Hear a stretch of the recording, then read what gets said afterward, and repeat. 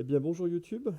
Aujourd'hui on va regarder dans cette nouvelle vidéo consacrée à Pixelmator Pro à quoi peuvent servir les fichiers HEIC qui sortent de l'iPhone quand on fait une photo en mode portrait. Donc la différence entre une photo en mode portrait sur l'iPhone et une photo normale, c'est qu'il est capable de créer lui artificiellement un masque pour pouvoir vous faire un flou d'arrière-plan comme un faux bokeh. Et l'avantage de ça, c'est que vous pouvez le gérer directement sur votre iPhone et de moduler le flou de bokeh en fonction de votre série d'iPhone. Et que surtout, quand on sort ce fichier HEIC, on récupère le masque qui est déjà fait directement sur Pixelmator Pro. Donc j'ai mon fichier image et j'ai mon fichier masque qui sont importés avec la photo. À quoi ça va me servir? Eh ben, ça peut me servir à plusieurs choses, comme on l'a vu dans, les vidéos, dans la vidéo précédente.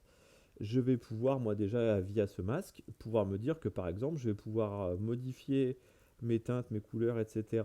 sur mon premier plan et gérer mon arrière-plan différemment. Donc déjà, ça me permet d'avoir récupéré un masque plutôt bien fait sans avoir à le faire. Donc par exemple, si j'avais voulu, donc on va faire dupliquer, comme on l'a vu sur la vidéo précédente, et je me dis que ben, voilà, donc celle-ci, ça va être mon premier plan, donc en l'occurrence mon Iron Man, et je vais pouvoir le modifier à ma guise. Donc on va aller choisir, allez, on va mettre une expo très forte sur mon personnage. Donc là, on voit que ça fait interagir toute l'image parce que le masque par défaut, il n'est pas activé. Donc je vais faire clic droit, activer le masque. Voilà. Donc là, j'interagis bien exclusivement sur mon premier plan. La preuve, hein. Voilà. Donc là, mon premier plan est le muret qui est dessus. Donc là, j'interagis exactement sur lui. Et à ce moment, eh ben, on va marquer fond. Si j'avais voulu modifier celui de derrière, et ben lui, voilà, on voit que lui, effectivement, ça me permet d'avoir et mon fond et mon premier plan qui sont complètement dissociés grâce au masque qui a déjà été créé par l'iPhone. Donc en l'espace de 2-2, je peux retoucher mes photos très facilement. Voilà, donc à quoi ça peut me servir d'autre? Ben, par exemple, si j'avais voulu modifier le fond et puis l'incruster dans une autre image, donc on va aller chercher une autre image. Hop là, celle-ci. Qu'on va mettre à dimension.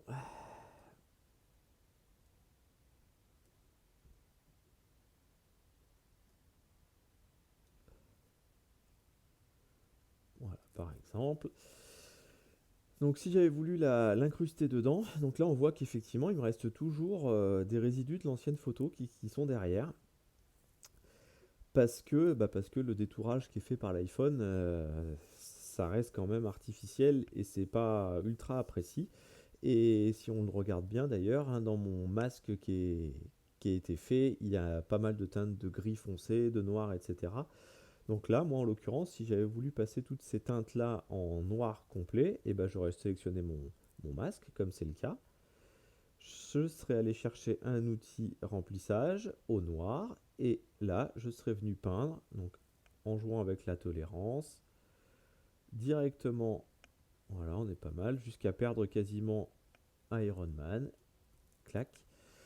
Et comme d'habitude, bah, pour les quelques petits bouts qui sont pas parfaits, avec le pinceau, donc toujours pareil en peignant au noir, je serais venu lisser tout ça.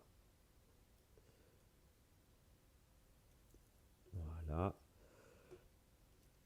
Voilà, si je refais un recadrage directement, hop là, ça a lagué.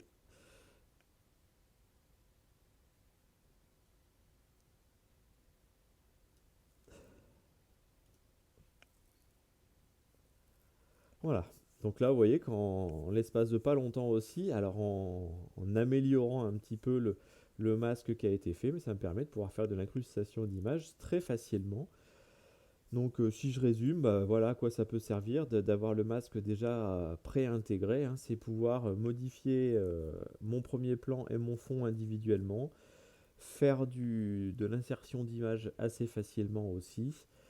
Ça reste pas aussi précis qu'un outil pinceau sur Lightroom, effectivement, hein, mais ça permet de pouvoir faire le taf en pas longtemps. Bon bah voilà, je crois qu'on a fait le tour de cette vidéo que je voulais courte, donc elle est relativement courte. Si vous avez des questions, comme d'habitude, n'hésitez pas à les poser en commentaire. Et tant que vous y êtes, appuyez sur le petit pouce bleu, ça fait toujours plaisir. Abonnez-vous pour ceux qui ne le sont pas, et je vous dis à bientôt dans une prochaine vidéo. Portez-vous bien, merci.